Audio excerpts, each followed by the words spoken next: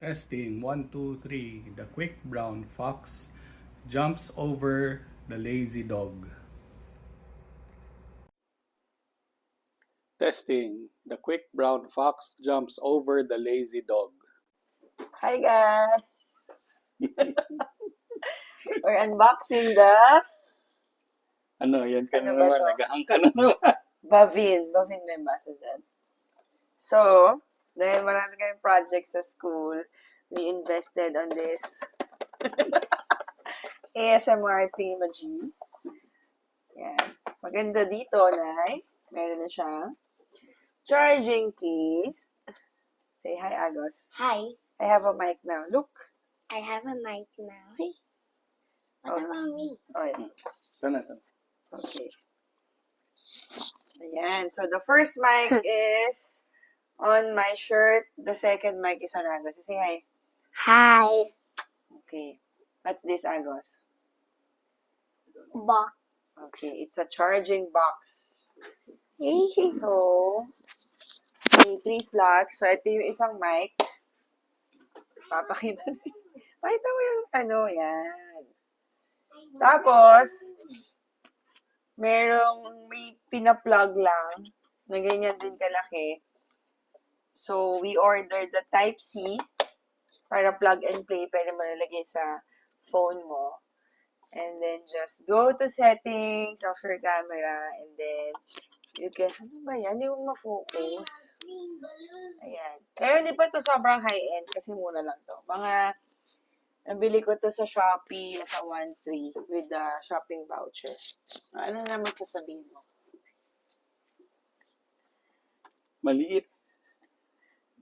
Masyado maliit. Hindi. Maganda yung mic. Yan. Tapos, meron na rin itong, so, pwede rin hawak mong ganito kung gusto mo makiuso. Pwede rin, lagay mo dito. Or bala. Yan. Tapos, ang charging niya, cable ay Type-C. Type-C, syempre. Yan. Tapos, may isa pa akong binili na ang galing. Ito. 250 watts. Bilis niya mag-charge. 4-in-1. So, one side is pang, gusto ko lang gumagano. One side is pang iPhone. Na wala naman kaming iPhone. Type-C. Yan, majority ng product. So, eto lang, parang madali siyang masira. Pero so far, sabi sa reviews, okay naman. 30 watts lang pala. Not ganun. Tapos, yung normal, ano ba tawag sa USB na to? Fast charging. Hindi, yung ganito. USB. Type. Hindi ko alam. USB lang. Meron niyang mga type. Tapos Type-C rin. So, pwedeng C to C. Ayan. Agos. Magnetic cord ito. Alam mo ba yan? Magnetic cord siya. Ano yan? Sabi magnetic cord, pero hindi ko naman na-feel na magnetic. I Wala. don't know. Anyway, mukha lang siyang matibay. Agos, excuse me. Agos, excuse me. Okay, that's it. So, mas maganda na yung quality ng projects natin. Pang projects sa school. Tapos pwede na rin siya.